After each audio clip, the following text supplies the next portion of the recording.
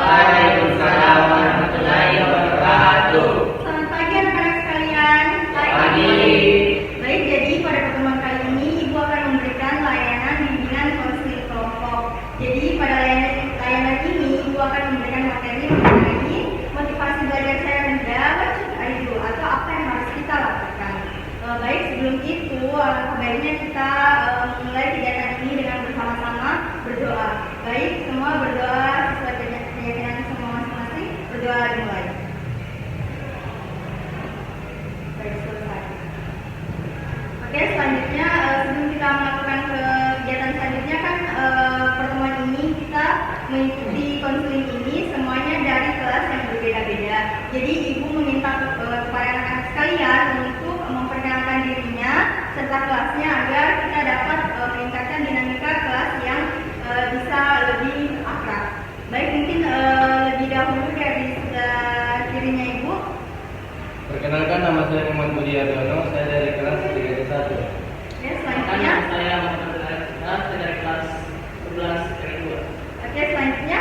Saya Ridwan dari TKR 1. Oke, selanjutnya. Perkenalkan, nama saya Zulfat dari Semarang dari kelas 11 DPIP. Oke, selanjutnya. Perkenalkan, nama saya Tete. Udah Kak, sorry Kak. Sudah. Perkenalkan, nama saya Yulia dari kelas DPIB. Oke, semuanya sudah berkenalan ya. Ibu harap kita bisa membangun dinamika kelompok atau keharmonisan dalam kegiatan konseling pada pagi kali ini. Jadi sebelum itu Ibu akan memberikan sedikit ice breaking agar kita lebih santai untuk mengikuti kegiatan konseling pada kali ini. Jadi Ibu punya ice breaking yang dimana kalau Ibu mengatakan pagi akan bisa menepuk tangan sebanyak 1 kali. Oke, kalau Ibu mengatakan tepuk siang, anak-anak bisa menepuk tangan sebanyak 2 kali. Sedangkan kalau Ibu mengatakan tepuk malam, tidak boleh menyentuh tangan. Mengerti? Oke, mungkin kita bisa mulai ya. Tepuk pagi, tepuk siang, tepuk malam. Oke, tepuk pagi, tepuk malam, tepuk siang. Oke, mungkin semuanya sudah fokus ya. Jadi kita bisa lanjut ke kegiatan selanjutnya. Jadi pertama Ibu akan menjelaskan, sebelum menjelaskan materi, Ibu akan memberikan informasi bahwa dalam konseling ini ada yang dikatakan dengan asas kerahasiaan. Jadi asas kerahasiaan yang dimaksud adalah anak-anak tidak boleh mengumbar atau membawa informasi-informasi dalam kegiatan konseling ini kepada keluar ruangan ini. Jadi semua informasi yang ada di sini hanya kita berenam yang mengetahuinya. Mengerti anak-anak? Baik, selanjutnya ada dikatakan asas keterbukaan. Jadi asas keterbukaan ini Ibu harap anak-anak semua bisa terbuka untuk menceritakan masalah yang tengah dialami agar kita semua bisa membantu satu sama lain untuk menyelesaikan masalah yang tengah anak-anak alami. Mengerti? Ya, mengerti. Baik, selanjutnya Ibu lanjut saja ke inti kegiatan. Jadi inti kegiatan kita, Ibu akan membawakan materi mengenai masih ada yang ingat tadi Ibu akan membawakan materi tentang apa? Motivasi belajar. Oke, betul. Jadi Ibu akan membawakan materi mengenai motivasi belajar yang rendah, apa yang harus kita lakukan. Jadi ada yang tahu apa arti kata motivasi sendiri? Motivasi adalah Oke. Oh, jadi baik. Ini tujuan Ibu. Kalau semuanya anak-anak belum tahu, jadi Ibu akan menjelaskan tentang apa itu motivasi belajar sendiri. Jadi motivasi sendiri itu berasal dari kata motif, yakni kondisi dalam diri individu yang mendorong individu untuk melakukan aktivitas untuk mencapai tujuan tertentu. Jadi motivasi belajar itu mempunyai peranan besar untuk mencapai keberhasilan seseorang. Jadi kita membutuhkan motivasi untuk bisa mencapai suatu tujuan. Kalau misalnya kita tidak memiliki motivasi, kita bakalan susah untuk capai hal tersebut. Jadi motivasi dan emosi itu juga bisa mempengaruhi satu sama lain. Jadi secara teori motivasi adalah kondisi kita melakukan sesuatu agar bisa mencapai sebuah tujuan. Sedangkan emosi sendiri adalah kondisi atau perasaan yang sedang kita alami. Jadi keduanya saling berkaitan dan berpengaruh sehingga keduanya bisa mempengaruhi perilaku kita.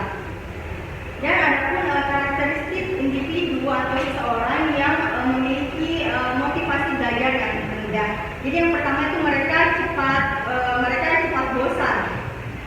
Apabila mereka mengerjakan sesuatu, mereka gampang terdistract atau gampang terpengaruhi oleh hal lain. Misal kayak sedang melakukan atau sedang mencatat kita, tiba-tiba ada kita dengar teman yang main Mobile Legends tuh, tiba-tiba terdistract.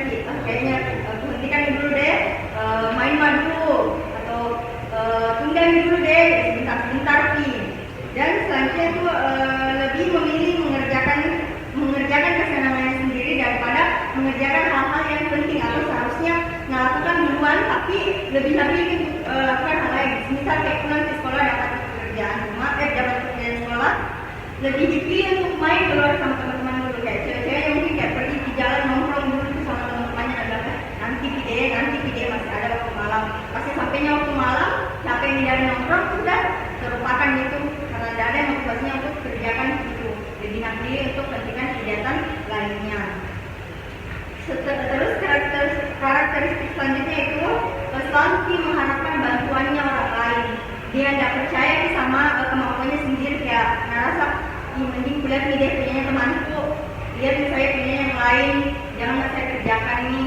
Yang selanjutnya itu malas bertanya tentang hal-hal yang belum diketahui. Biasa tuh kayak ada dirasa perasaan yang sebenarnya mungkin bertanya tapi kayak mungkin karena malu sih atau kayak takut kita ketawai orang teman tak bilang nanti. Nah ini kayaknya deh kalau bertanya kayak gini nanti bilang ini masa dia begitu nggak tahu. Mungkin ada biasa yang begitu jadi malas bertanya. Terus selanjutnya itu selalu bersikap biasa-biasa saja kalau dapat nilai yang jelek atau yang buruk. Biasa kalau misal kayak ujian nih terus dapat nilai 20, dapat ada di temanku sama aja, ada nilainya lebih rendah lagi daripada saya. Jadi tidak ada motivasinya untuk meningkatkan cara belajarnya. Seharusnya itu mungkin kayak dapat kita 90, masa saya 20, kayaknya juga belajar deh biar dapat nilai 90. Jadi mungkin ada itulah tadi karakteristik dari orang-orang yang mungkin kurang motivasi belajarnya, dan ada pun mungkin beberapa tips and trik yang bisa dilakukan rekan-rekan sekalian untuk menimbulkan rasa untuk meningkatkan motivasi belajar tersebut. Jadi yang pertama itu anak-anak bisa membuat agenda belajar. Jadi kita bisa tulis apa-apa saja yang bisa kita lakukan hari ini. Kayak misal tulis di jam sekian harus belajar, jam sekian harus makan, istirahat, terus lanjut lagi belajar, lalu dia lakukan kegiatan lainnya untuk refreshing gitu. Selanjutnya bisa ditentukan gaya belajar, karena ada beberapa itu gaya belajar, ada yang bisa belajar melalui pendengaran, cara melihat, atau bisa mungkin dengan cara belajar lainnya. Jadi kita bisa tentukan bagaimana cara belajar kita biar nyaman untuk meningkatkan motivasi belajar kita. Selanjutnya jangan lupa istirahat. Dia lagi semangat-semangatnya, sekuat-kuatnya untuk belajar, dan lupa istirahat karena itu juga dari bentuk apresiasi diri kita karena sudah melakukan hal-hal yang baik, hal-hal yang sudah dilakukan untuk berusaha, jadi harus dia beristirahat. Selanjutnya bisa dicari suasana belajar yang tepat gitu. Misal kayak dirasa suasana belajar kita itu harus didengar musik, jadi bisa didengar musik. Tapi kalau misal di kelas nggak boleh, mungkin cara belajarnya bisa digunakan di rumah toh. Terus yang paling penting itu niat sebenarnya. Kalau misal kayak biar mau dilakukan apapun itu, kalau misal nggak ada niat tak, kayaknya itu percuma. Oke, mungkin itu saja materi yang bisa ibu berikan. Selanjutnya kita akan memasuki sesi role playing. Baik, jadi dalam sesi ini ibu akan membiarkan anak-anak sekalian untuk mengekspresikan diri agar kita bisa langsung merasakan bagaimana caranya kita meningkatkan motivasi belajar dengan mendengarkan saran dari teman-teman sekalian. Baik, jadi ibu akan mengirimkan skenario kepada satu teman kalian untuk kalian peragakan. Jadi di situ ada 5 tokoh atau 5 peran yang akan kalian peragakan. Jadi siapa yang akan menjadi peran A? Baik, siapa yang jadi peran B? Peran C? Peran D? Dan peran E?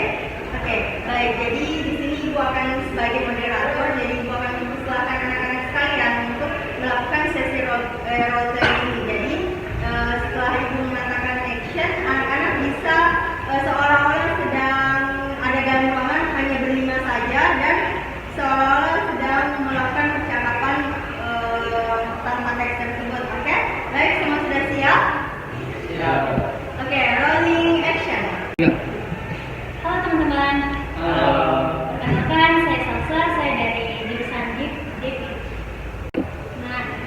saya ingin belajar agar bisa mencapai cita-cita saya menjadi dokter.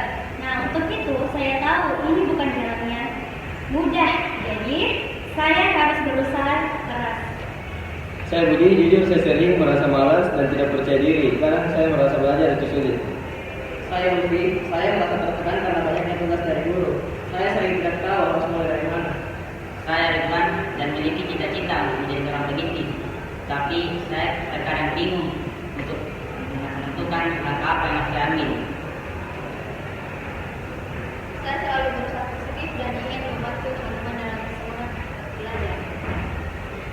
Nah, untuk tetap bermotivasi, saya membuat jadwal belajar dan menetapkan tujuan dan menetapkan jangka pendeknya. Misalnya, saya mencoba menyelesaikan satu bab dalam setiap 1 minggu.